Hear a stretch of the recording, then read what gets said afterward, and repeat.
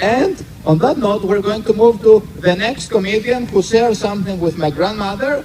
Not dementia, but he's a comedian. He's a comedian, and he's also Greek. And he has a very, very Greek name. His name is Socrates. So what you're going to witness is every Greek comedian of the Netherlands here on stage. So give a very warm welcome to Socrates. Thank you so much. You can go for Christos. Yeah. With incredible family genes. Yeah, hi, my name is Socrates. I am an American. Come on, you don't even know one. It's like, you know, if you can't even support us, you know, there was a time they used to cheer, you know. I mean, it was a long time ago, before COVID. But it used to be like that, you know what I mean? I got these newfangled kids with your monkeypox. No one's ever happy, are they? So, I'm old-fashioned in that way. A little while ago, I got to learn a new Dutch word. It's aangereden. If you don't know what that means, I got slammed into. Old-fashioned style, yeah. Ik ben aangereden door een scooterkotze, which means I got ran into by an asshole on a scooter. Yeah, no diseases for me. Kinetic energy, woo! Yeah, I was riding my bike on a bike path. It's mentioned earlier, Pete's pad. Yeah, the basic rule is they're for bikes. So you can imagine my surprise when a car was on it. And unfortunately, the scooter was so shocked that he was looking at the car. And I came around a blind corner, and there was a scooter, much to my surprise. I wanted to explain to him what he was doing wrong, but all I ended up saying was, ah!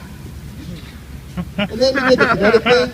We were like, instead of using, like, you know, your front brake locks up, you do that thing. I used the scooter and did the head on, and he kind of catapulted me out and up and that way. I was like a gymnast halfway through a gold medal vault.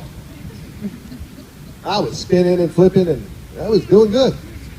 The problem is you're supposed to land like that, and I did not stick the landing. I landed on my arm, which is a no-no in gymnastics. And in life, by the way. That's something to avoid. And so basically, I broke the top of the arm. It kind of got smashed into itself. It's been a while now, and it's not really healed because they went with conservative treatment, which is a nice way of saying the Dutch are cheap. Yeah, they're so cheap that when I asked for an ambulance, they said I should take a taxi. Literally, told me I should take a taxi. Until I told them I was passing out, and then they said, "We'll send an ambulance." And the ambulance got there, and they offered me fentanyl, which you can get from a taxi. You gotta usually set it up first, you know, call some phone calls, knowing people. Ambulance, he had it right with him, and but I didn't take it at first. He offered. I literally said no at first. My thought was fentanyl. Well, that's like, you know, poor man's heroin. A lot faster than that. But then my shoulders said, take it. I took it. I got to the hospital. They offered me morphine. Said, would you like some morphine? Yeah. I mean, I'm not doing anything now, you know. I knew it was going to be a while. What kills time better than a shot of morphine, right? So I said, yeah. You know. A little later, she actually asked me, she said, would you like some more morphine? Yeah. I mean, the first one was good, you know what I mean? I want to be a good guest, you know, morphine, 5-star drug.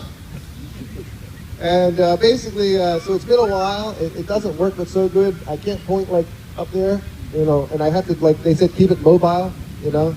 They said that it comes good, which if you've been to a doctor, they'll tell you that here. And this is what they consider comes good, by the way. So I try to, I was wondering if I was going to hit.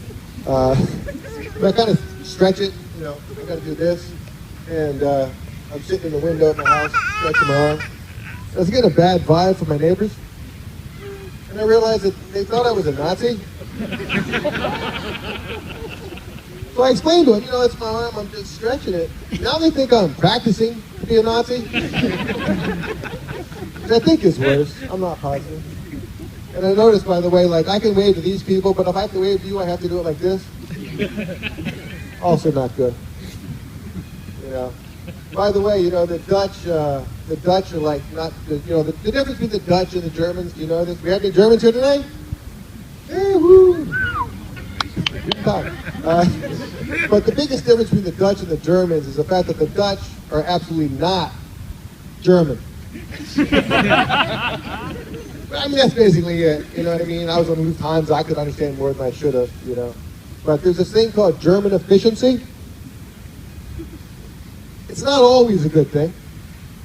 Goals are important, but the Germans are very efficient, and like if I got hurt like this in Germany, they would have fixed it. Back to back, Snap. But I got Dutch efficiency, and the difference, of course, is the Dutch went with doing nothing, which is efficient financially. Give them credit. They literally gave me the strap and some Oxycontin after the morphine wore off. And 5 months later, I was like, what do you think? And they said, helaas Pentecost. Which, if you don't know, it doesn't help. It means, oh well, peanut butter. This is not helpful medical advice, And it's not what you wanted to hear from the guy that told you it comes good. It ain't coming good. And so they agreed that I should maybe have some medical procedure done to me. And but it won't be until like September, because my doctor's a breeder. He's having his 4th kid, so big mystery.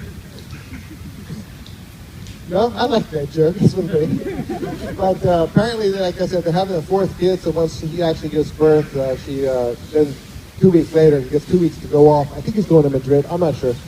So I imagine that the 4th kid can't be too tight up in there. At least I wouldn't think so.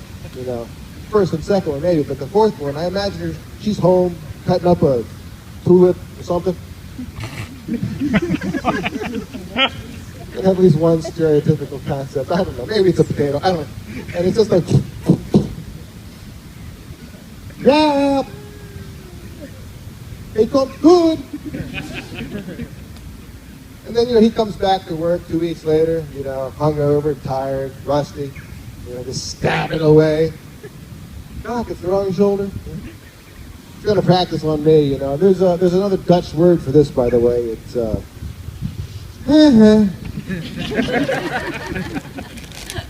which you can hear that word at any point in time. I hear myself saying it a lot. Waiting for trains or trying to reach for something. There's worse times to hear that word, by the way. I think one of the worst times to hear this is after sex. How was that, huh? Still better than hearing it before sex. Just my own opinion. So yeah, I'm getting old. Anybody? I'm born in the 60s. How's that sound? Anybody older than me? 66? Anybody? I'm born in 66. I'm only 56 at the moment. Anybody? It's a fun time. Life is changing. Getting a dinosaur in a second. But this is a great way to end on something new. But nonetheless, so yeah, life is changing as I'm going through my problems. I said dinosaur. I got it. Not that old. He thinks I'm going senile. Greek on Greek comedy. But my self-image is changing with not this, but other things in life. It's like I used to consider myself, my emoji was a rhinoceros, a little bit thick but powerful, born straight up, Now I'm more of an elephant, even fatter and kind of dangling my trunk. It's like you start off, you think of it as like, Mr. Johnson, it's like Willie Johnson, And you think it's just Willie, like the short name for William. And then like I getting older and I'm finding out that, could also be interpreted as Willie or Woody. So, I found myself out in a park, so life's picking up for me. At the very least, I didn't get blasted by the ship horn, because we've had a lot of ship horning. So if you give me a ship horn, never know. It's timing. Anyway, my name is Socrates. You guys are great in the park. Yay!